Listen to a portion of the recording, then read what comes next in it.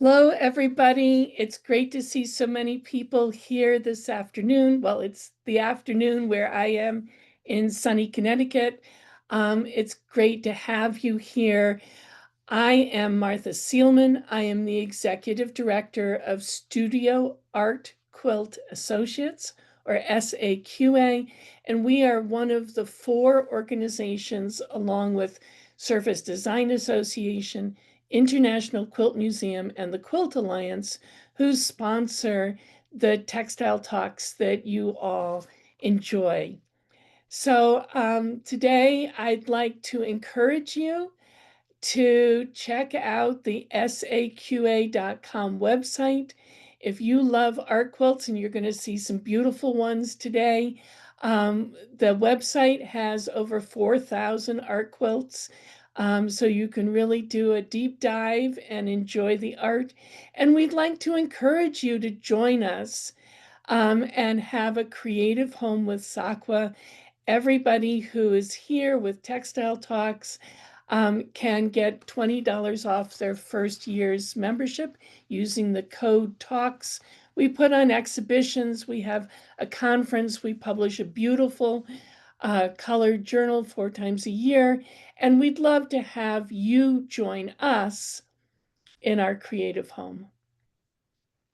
Today, we have a special guest for you. Barbara Triscari is the new chair of Sacred Threads, and she's going to tell you about the new things that are happening with Sacred Threads as it's moved its home base from the DC area to Indiana. And a little bit about how this year's Sacred Threads will have a wonderful experience weekend attached to the opening, and that they hope that you'll join them for a weekend full of art, stories, and fellowship. She's also going to tell you about one of the other programs that Sacred Threads sponsors, which is the Art in Hospitals program. And as may be true for many of you, as I get older, I've been spending more and more time visiting doctors and, unfortunately, hospitals. And I cannot tell you what a huge difference it makes when those medical facilities have real artwork on the walls. It just makes it a friendlier, more relaxing, less stressful experience. And the Art in Hospitals program is designed to bring that to as many people as possible who are going through a difficult time, because, as you know, anytime you are dealing with medical things, it's stressful. And art helps. There's a lot of research now showing what a difference that makes. So I'm going to turn it over to Barb, and she's going to share with you all of the things that Sacred Threads is doing. If you have questions as Barb goes through her presentation, please put them in the Q&A box. If you put them in the chat, I may or may not see them, but if you put them in the Q&A box, I'll be sure to ask Barb at the end of her presentation. Thank you.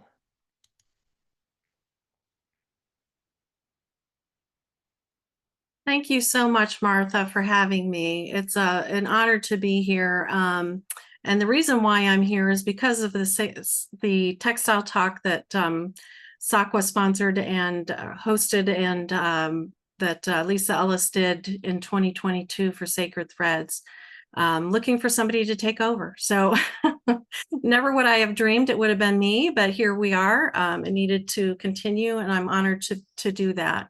And we appreciate all of the textile talks over the years, that you're still continuing to do them, but very much appreciated. And I appreciate what I personally have gained through textile talks. So as Martha said, I'm here to talk about Art in Hospitals, Sacred Threads program, and talking about healing art and the transformative power of art. So here is a picture of a current installation at Lurie's Children's Hospital in Chicago. Artists Annabelle Eversole, Sharon Wall, Bunny Jordan, Michelle Flamer, Jane Gaffrey, Hope Wilmarth, and Terry Pekarsky, and Lisa Arthod.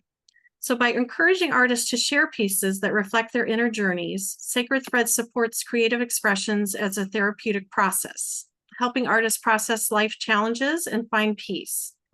Viewers experience these powerful narratives, fostering empathy, introspection, and a shared sense of healing through art's transformative power. This exchange cultivates a sense of community and mutual support, where art becomes a healing tool that uplifts everyone involved. So some forms of healing art. Here are some examples. Art that patients make to heal through expression, such as the VA Creative Arts Therapies and American Art Therapy Associations programs, which both use professionally trained mental health clinicians. Another form is art used to raise awareness and funds for fighting disease, such as Alzheimer's Art Quilt Initiative and MD Anderson's Ovarian Cancer Quilt Auction. Art that expresses life's experiences that helps the artist and the audience heal, such as Sacred Threads exhibit, and art that adorns walls of hospitals to bring beauty, comfort, and healing to patients and their families, such as the Art in Hospitals program by Sacred Threads. So nature is a theme that is utilized very frequently to express inspiration, peace, joy, spirituality, and healing. Dark Hollow Falls by Nancy Hirschberger is currently installed at UChicago Medicine Crown Point. She says of her piece, in her artist statement, about a hike in Shenandoah National Park, I sat silently watching wildlife approach, drink from it, leap in and over it. Dark Hollow Falls fed my soul. Bayou Bridge Daylily by Amanda Preston Arroyo, currently installed at UChicago Medicine Crown Point. Amanda says of her piece, Bayou Bride Daylily celebrates the delicate beauty and resilience of the daylily and symbolizes these same traits in our own lives. Art can bring illumination and a sense of brightness and hope to those who view it. The lily is a tribute to the fortitude and gratitude that blooms within us. Even in challenging times, may it offer comfort and reminder of nature's enduring strength to all who see it. One Stitch at a Time by Ann Lee. I included a detail here because she has embroidered some encouraging healing words. Is currently installed at the UChicago Medicine. And Ann says of her piece, in nature and in healing, many things happen slowly. Stitching has gotten me through many trials, including surviving cancer. It has taught me patience and helped me savor each moment as a piece comes to life. Just as in a garden, there is something new to enjoy with every step we take. These are the thoughts that came to me as I worked on this piece. Orchid Dance by Brenda Smith, currently installed at UChicago Medicine Crown Point. Brenda says of her piece, orchids are such unique and beautiful flowers. Although we can grow orchids in our homes in temperate climates, I imagine these growing in a tropical garden surrounded by lush green foliage. Can you imagine yourself there listening to the sounds of the tropical birds calling from the treetops? I appreciated that Brenda included some visioning to try to help viewers escape from their reality in front of them and to have a moment of reflection and imagination. And I am sitting here now with my window open and a bird is chirping to me from the tree. So birds are very healing, and it's great to imagine a scene that is relaxing. Patients and family members can benefit from art making by improving their mental health and outlook by expressing emotion during trying times. Patients can improve their fine motor skills and cognitive abilities through the creation of artwork. Art programs can be through an art therapist, through palliative care in home and hospice, to veterans programs, mental health sessions, or a program that simply provides supplies and prompts. For one person to thousands. Art as self-expression can be cathartic to process feelings, leading to reduction in stress and anxiety, as well as helping others around them to understand where they are emotionally about what they're facing medically. This is a video of Diane Canny's project, the Hope sculpture by Art of the Matters at Inova Shar, Fair Oaks. Welcome to Inova Shar Cancer Institute in Fairfax, Virginia, home of the Hope Sculpture. Responding to the prompt, when you think about hope and your experience within the cancer community, how would you express it? Over 150 pieces of original artwork were created by patients, caregivers, healthcare workers, and artists in residence. This project would not have been possible without the inspiration and support of artist and philanthropist Diane Canny. The 4 simple letters, of hope, I thought are a powerful message that kind of have universal appeal. I wanted to come to Inova Shar and bring these giant letters of hope that Jeff Hall helped me create, that they were covered with messages of hope from children as young as 5 to adults age 95. I want to especially thank Diane Camney and her nonprofit Art of the Matter, who worked for, again, 2 years on this idea and bringing it to reality. It could not have been done without her generous donation. I also want to thank Scott Stoner, Shanti Norris, Tammy Wellens, and all of our artists in residence who bring art alive in this building for our patients and for our staff. The other piece that's an important pillar for Smith Center is community. And we are constantly bringing people together. This is a lonely journey to be on when you have a cancer diagnosis. And it is community that helps you get through because you're not walking alone. Smith Center is always here to be here, but we also want you to find others along the way. And this Hope Project did exactly that, brought together a community. And we see the faces and the spirit of those who were brought together, captured here so beautifully. To view and learn more about the amazing stories behind each piece, please visit the Hope Sculpture online using the QR code or web address on the screen. Hope does make a difference.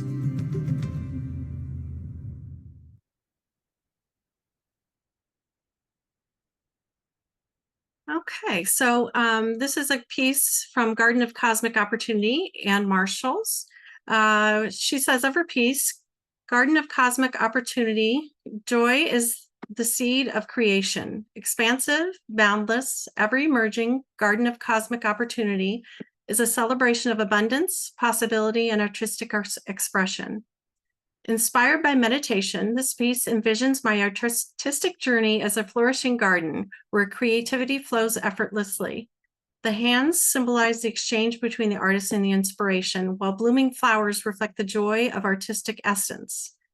Rooted in my artistic archetype, this work embodies transformation and the power of creation. It invites others to embrace joy, nurture possibility, and step into their own creative path. Okay, I've got to fix a little gremlin here. There we go. Okay, sorry about that. So art to raise awareness and funds, supporting medical education and advances through medical research with programs such as Alzheimer's Art Quilt Initiative, led by Ami Sims, raised over $1 million for research through auction of donation quilts from 2006 to 2013. A Cominatoso Modern Quilt Guild of Central Indiana raffles quilts to raise funds for Alzheimer's. MD Anderson Ovarian Cancer Quilt Auction, held biennially, begun in 2008, benefits research. They're now accepting quilts for the 2025 fall auction through June. The Alzheimer Awareness Current Fundraising Quilt by Guild members of a Cominatoso Modern Quilt Guild of Central Indiana. We generally donate proceeds from a raffle quilt to Alzheimer's annually. While selling tickets, we engage with the community, and many share their memories of loved ones with Alzheimer's. Just like when viewing quilts, talking about Alzheimer's brings out the family stories from the public, and it is cathartic for people to share.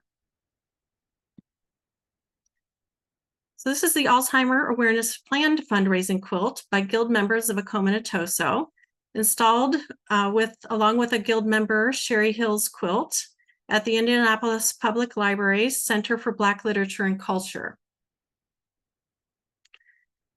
This is a video of Guild President Tony Dickerson for Chocolate Sunday, an Alzheimer's Association fundraiser, where Dr. T was an Alzheimer's ambassador in 2022. My mother's name was Linda Edwards. Unfortunately, she was orphaned at an early age. I always marveled at the fact that she became such a mother figure to everybody when she really didn't have that image to emulate. I just learned that no matter what cards you're dealt in life, that you deal with them and you create what you want to be a part of. My mother started quilting at 50.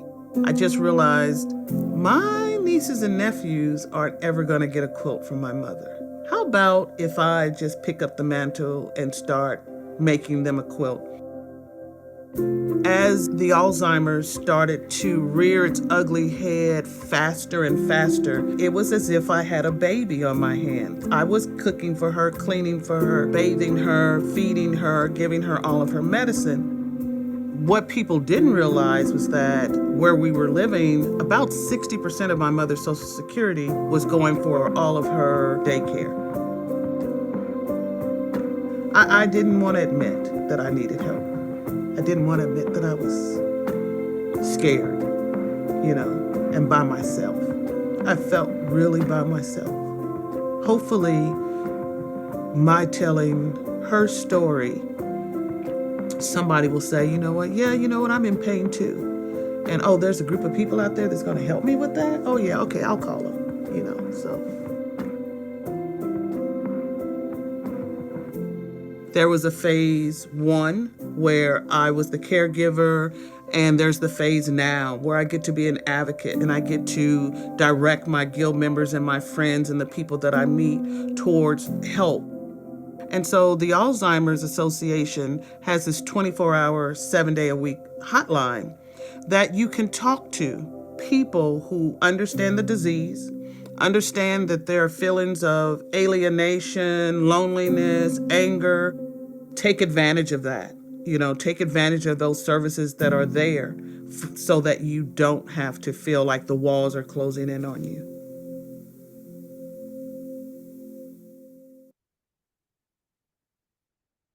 So if you noticed when I showed this image of the quilt hanging at the library, I said planned fundraising quilt. This is because each contributing member in our guild wrote a statement about a loved one who had Alzheimer's. Member Montika Allen Atkinson quilted the stories into the quilt. After quilting, we realized that our personal stories made it something special and healing for the guild, and we began work on a replacement, which you saw, which we are currently raffling. Many members of the guild are family members of Tony's, including her great nieces in the videos. And she wanted to make the quilts for them because her mother was unable to. Tony lives and leads with such passion that she built a guild of her loved ones, whether they quilted or not. And they contributed to the stories about her mama.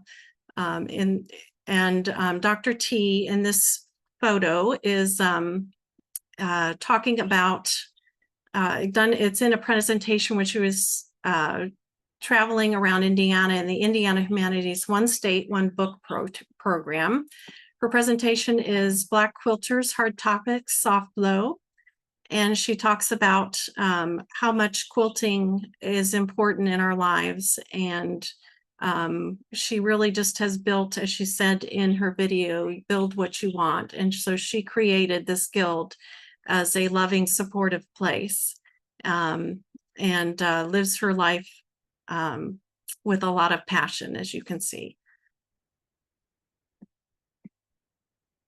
So art that is healing for the artist. Art that helps an artist express emotions and promotes emotional healing, help the viewer process emotions and promote healing as the viewer internalizes the story that the artist has presented. So Sacred Thread's core mission is providing a space for textile artists to express their connection with the sacred through visual and written stories.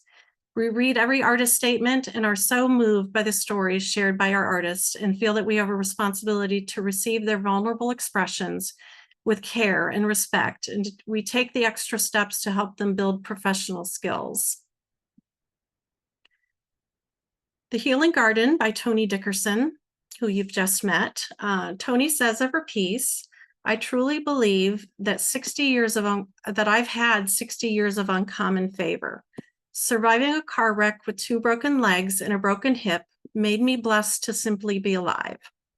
Months in the rehabilitation center shifts thinking and formulates different ideas of what is deemed important.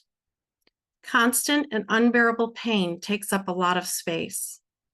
Learning how to walk again became a priority, and I had to give my spirit even more space for the time it takes to heal. I have never uttered the words, "Why me?" only seeing the event as another chapter in my life's journey. Through the pain and rehabilitation, I could still see life's flowers, and where flowers bloom, so does hope. And I can attest that every time a guild member or myself asked Toni how she was, her answer was always, "I'm blessed."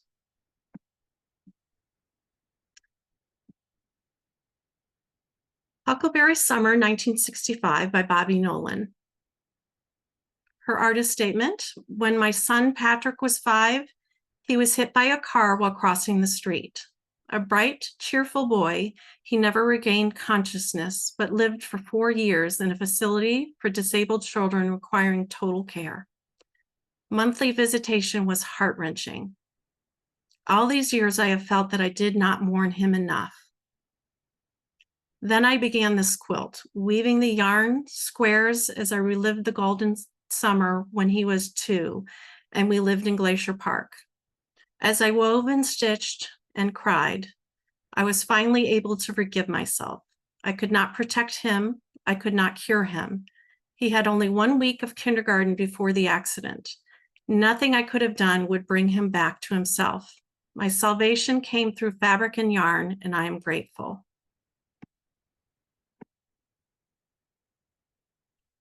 On the Edge by Mary Louise Garrick. October 18, 2021. Piercing headache. Into the hospital walking and talking. October 26.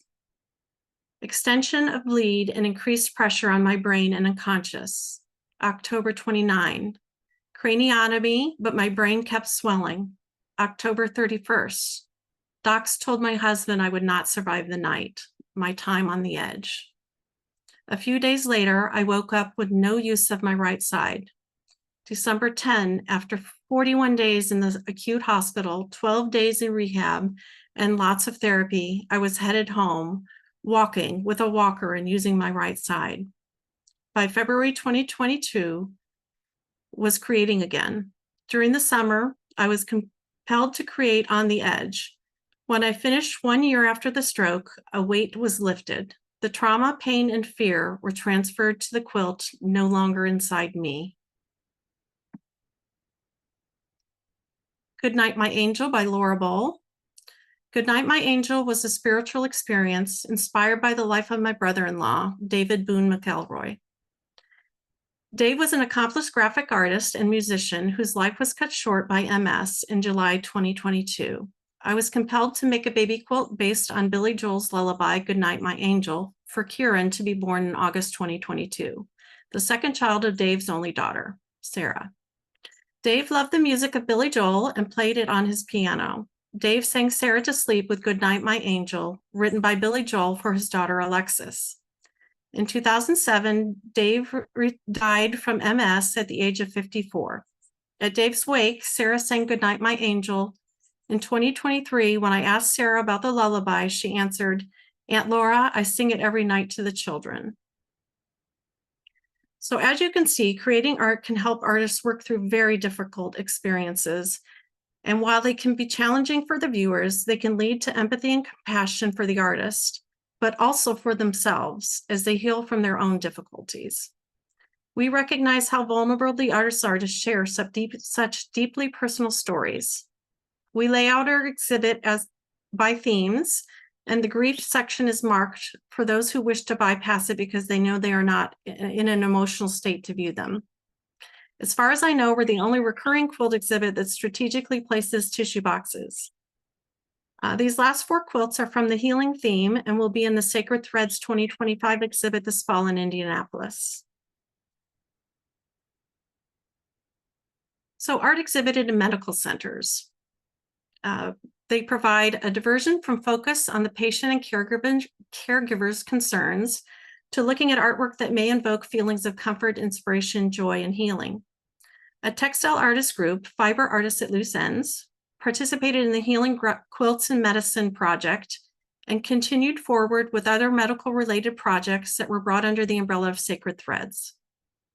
Examples of facilities where the group of Sacred Threads have exhibited are National Institutes of Health, many university health systems, Nova Shar Cancer Institute, Lurie Children's Hospital, and more.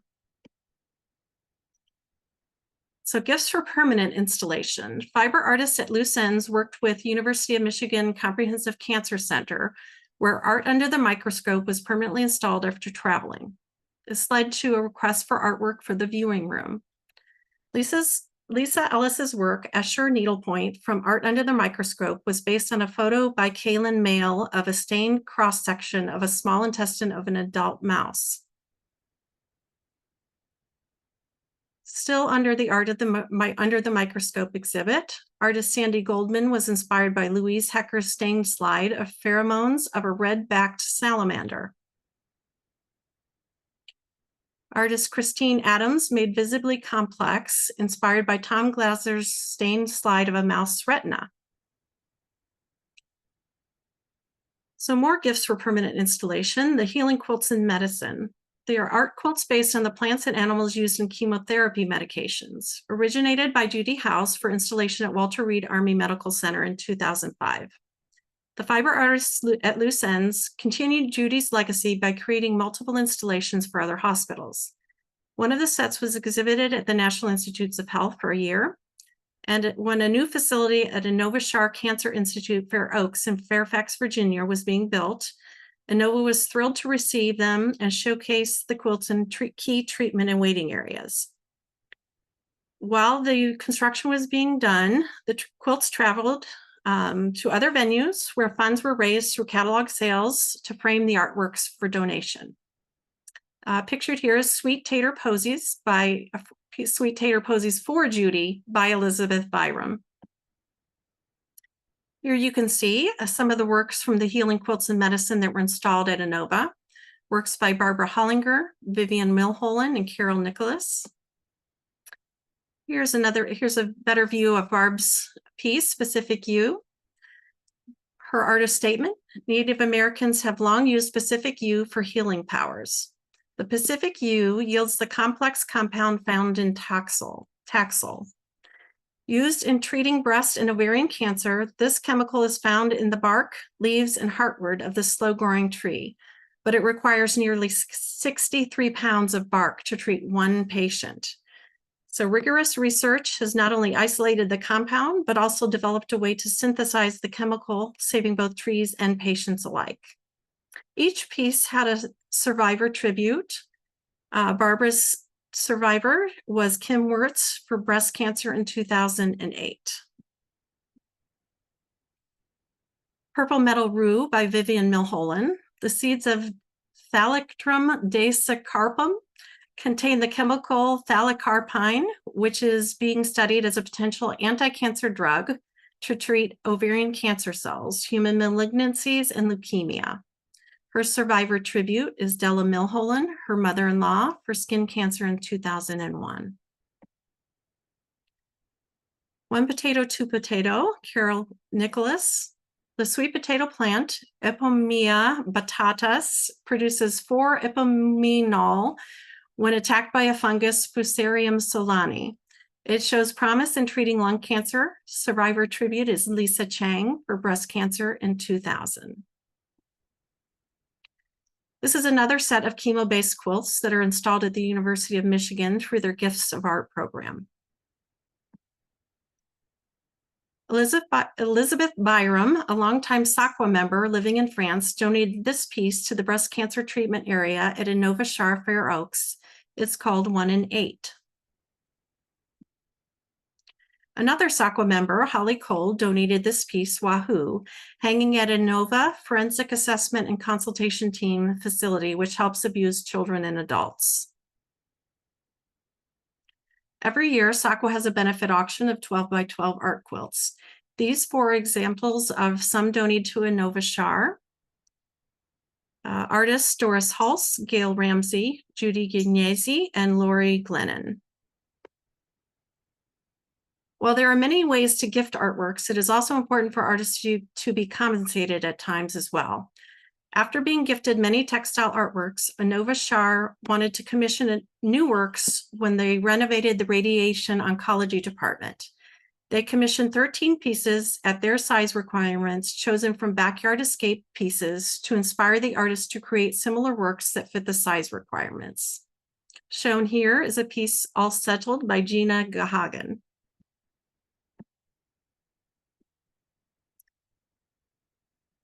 So at the Anova Shar Cancer Institute Fair Oaks Radiology Department, you can see in this imaging room a piece by Nancy Hirschberger.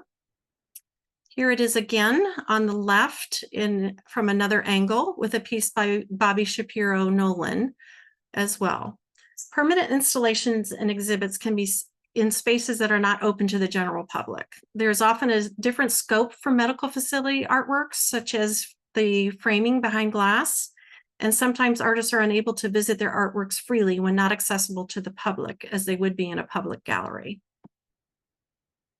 This piece by Albert Feldman was purchased from 2022 Sacred Threads exhibit for Anova Shar through sales of Backyard Escapes pieces.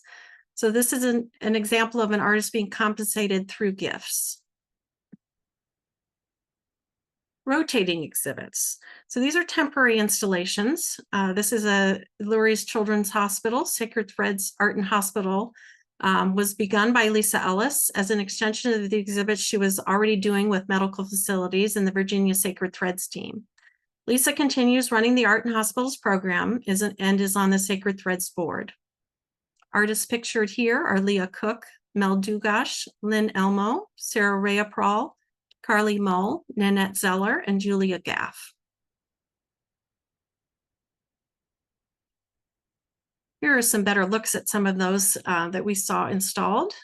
So Leah Cook says of her piece, "I am the earth, arbor number 2. The woman in the arbor has become part of her surroundings. She declares, I am the earth. I am strong and solid, beautiful and vast, rooted and stable, colorful, varied, and intricate. I am peaceful. I am giving. I am ever changing, and yet I always remain the same. I provide a home, change seasons, and am fragrant with flowers. I grow and expand and renew.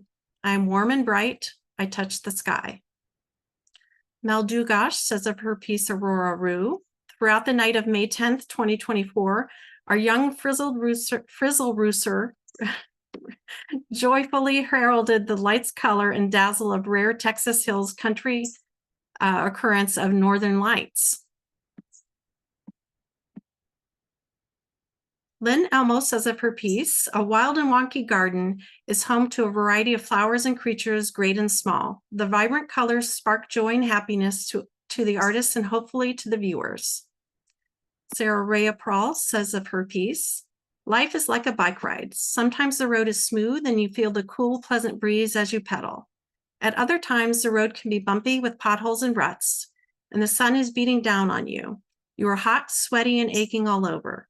Regardless of the conditions, you can choose to enjoy the ride or just wait for it to end.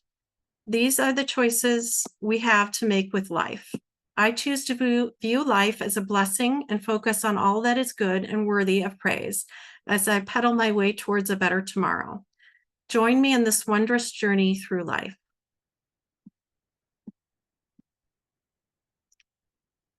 Here are the current exhibit statements for the ones I've been showing you. We chose positive, colorful, fun, inspiring pieces to uplift viewers. I'll read one of them for you. "Colors of Hope, an artistic journey of positivity," is a vibrant art quilt exhibition designed to transform the hospital environment into vibrant and joyful space. Leveraging the power of color and light, this exhibition uplifts the spirits of the hospital patients, visitors, and staff. Colors of Hope provides a mental and emotional boost, fostering positivity, creating creativity, and community connections among all who engage with it. So the current exhibits are at the University of Chicago Medical Center and Lurie's Children's Hospital, but we'll be traveling. A selection of the artworks will travel to the University of Michigan Medical Center and possibly Houston this year as a special exhibit since it will be between hospital installations. Artworks here are by Carly Mull, Nanette Zeller, and Julia Gaff. The University of Chicago Medical Centers supplied us with some viewer comments. Thank you so much. Love looking at them so much. So beautiful. Filled me with peace. Thank you. They cheer me up every time I walk by. Beautiful display. And of course, I'd rather not be here, but I'm glad I came across Gardens of Gratitude, fabulous craftsmanship, all artists. And pictured here is Who Cut Up the Rainbow by Susan Garrity. One patient spent a lot of time looking at the pieces and wrote down a comment on every single piece. And here's a comment from the University of Chicago Med Center. Z is about the piece. Z is for Zinnia, C is for Cosmos by Kathy Curler. Curler's work is beautiful. It makes me feel the beauty and strength of femininity. It's a grounding piece that features joy and the care that such mindful and artistic hand embroidery lends itself to. Thank you for showcasing how textile art is uniquely human. I can feel the women of generations past in every stitch. Signed, your fan, Grace.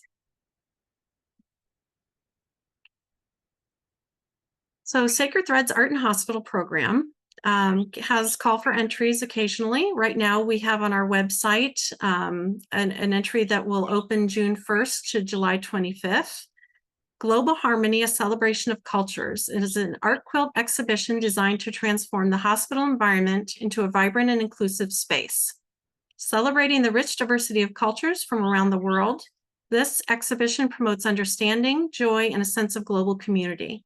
By integrating multicultural art, Global Harmony provides a mental and emotional boost for patients, visitors, and staff, fostering positivity, cultural appreciation, and community connection among all those engaged with it.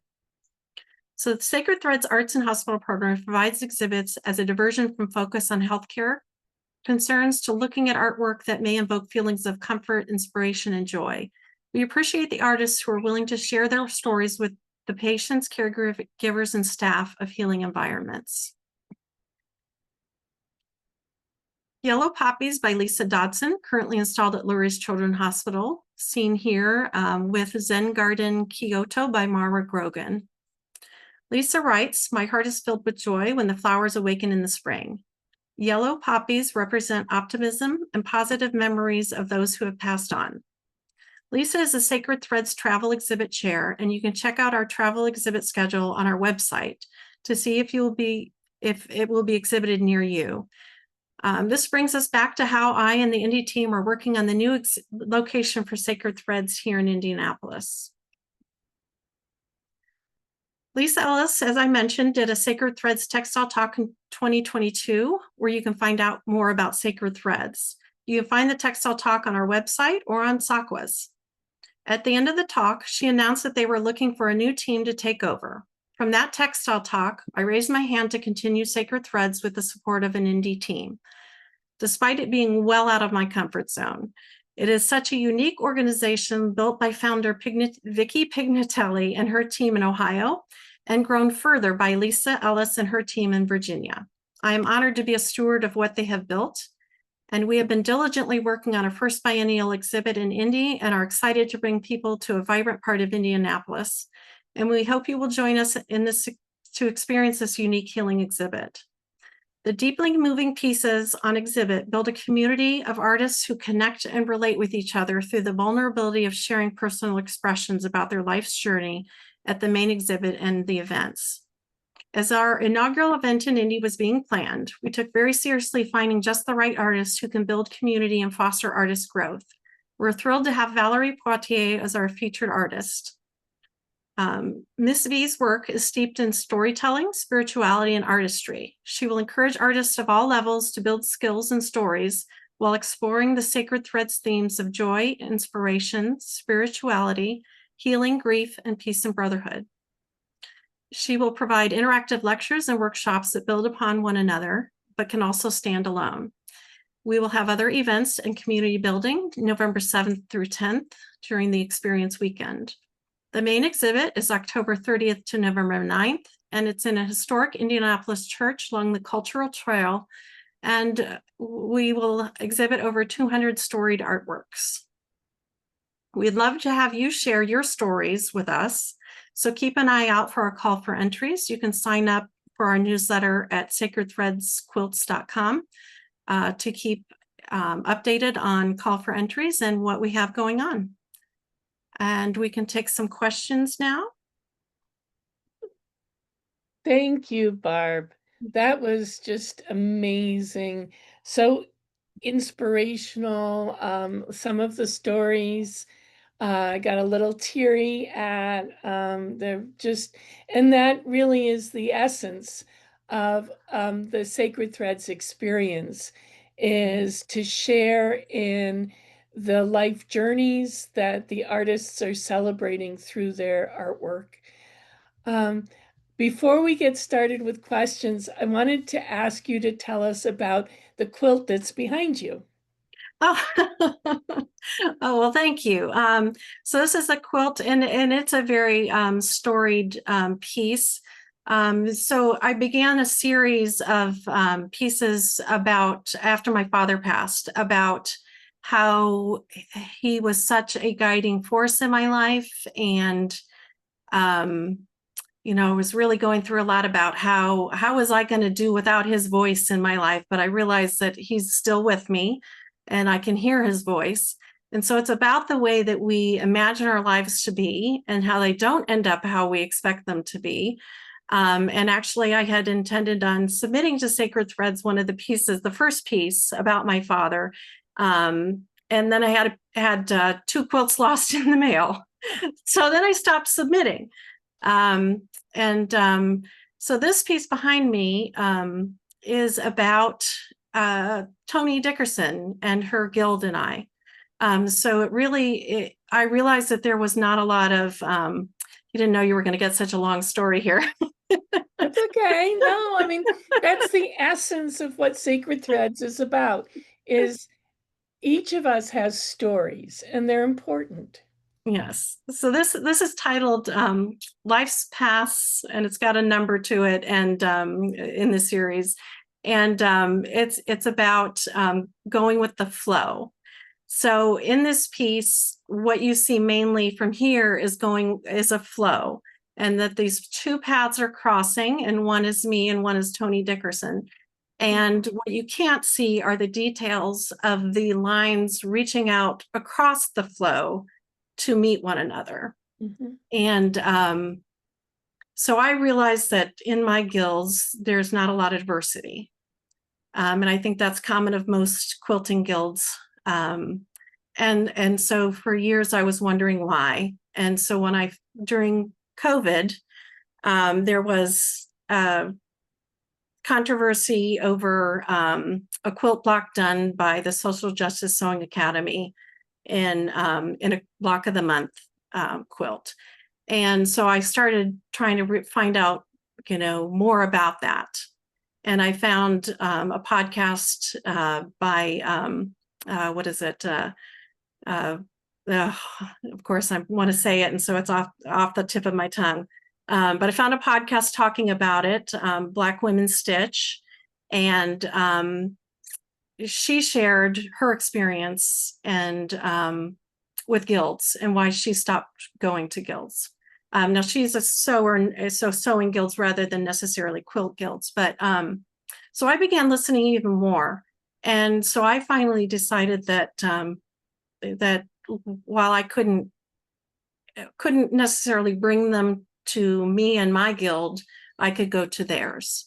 And so I reached out to Toni for a fiber art groups project that encourages groups to come together. And so we did a group project together.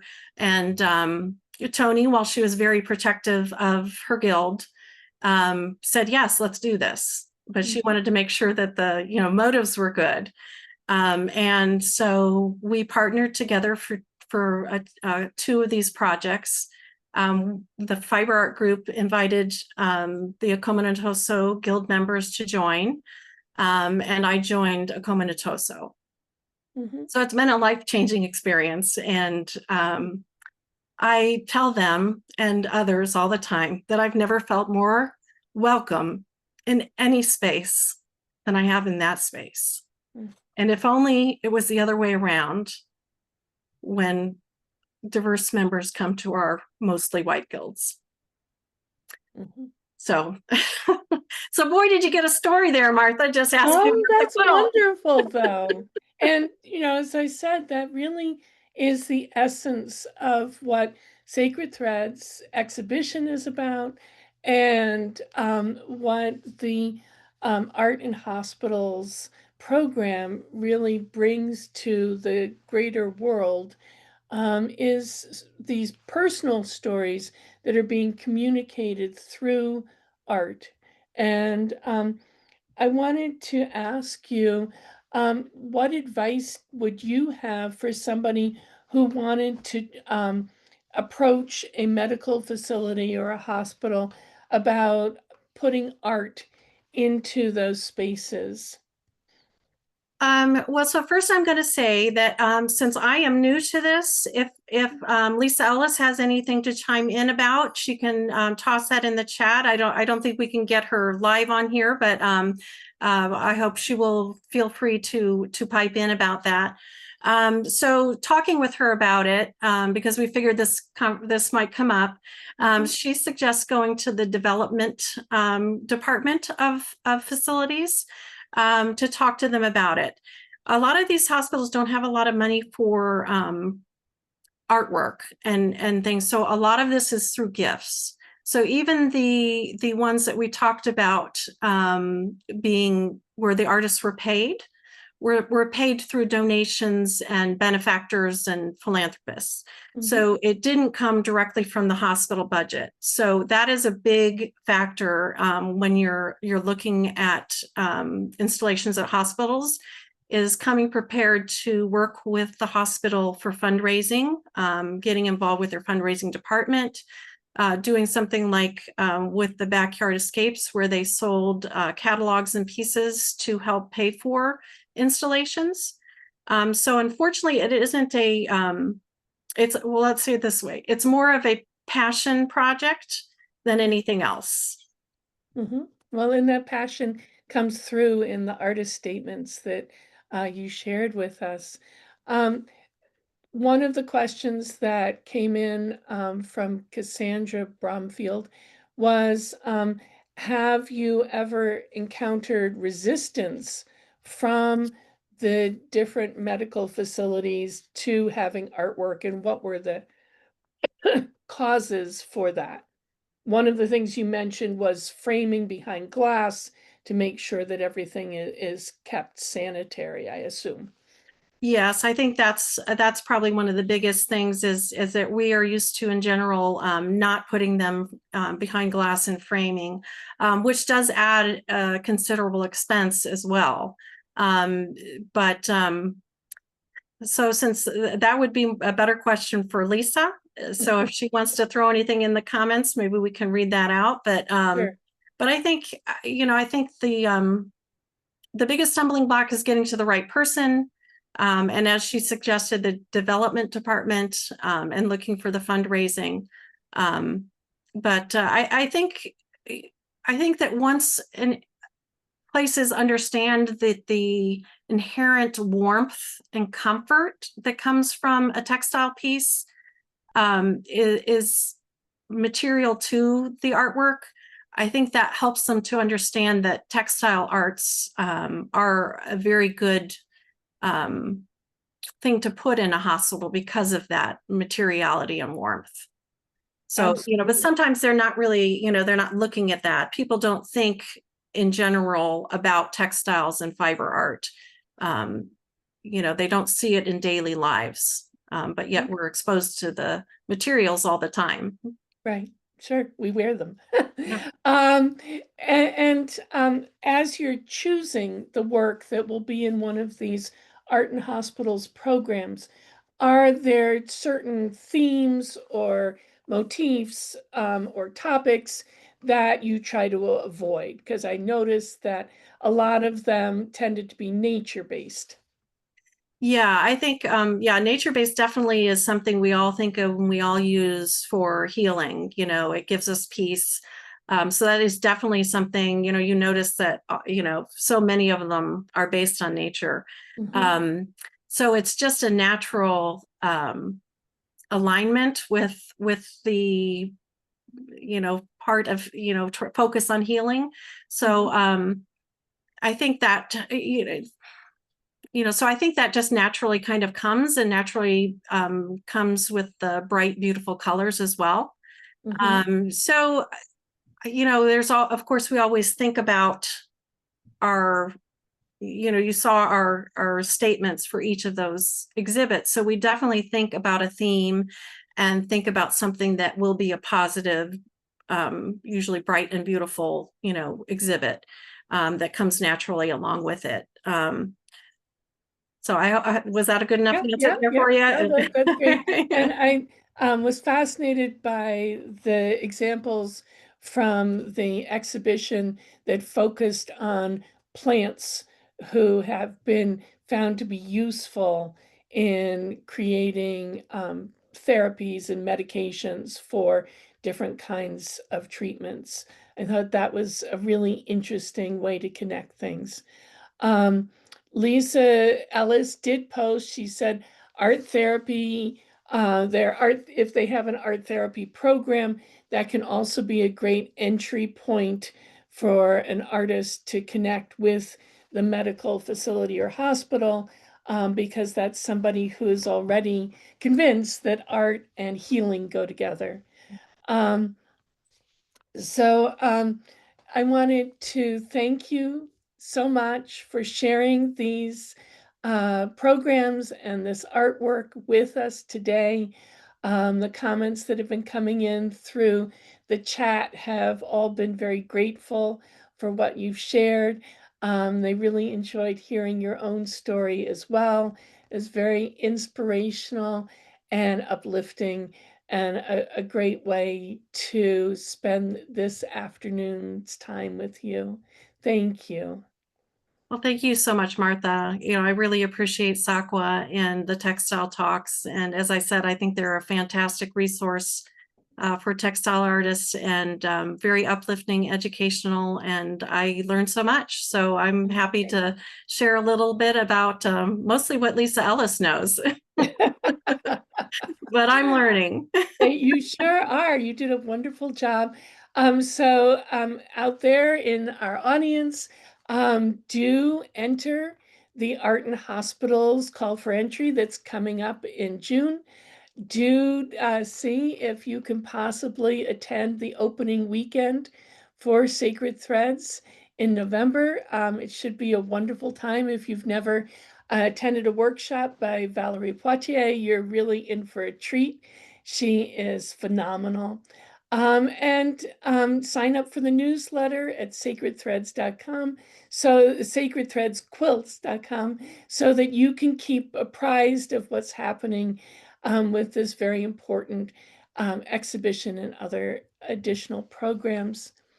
I hope that you will join us again next week. Surface Design Association will be presenting about their wonderful exhibition called The Spaces Between. And we hope that you will join us then. And if you enjoy Textile Talks, please do consider making a donation to support our work. Altogether, putting on Textile Talks week after week costs about $40,000. And our sponsors provide a lot of that, but we do depend upon viewers like you to help us make these programs possible.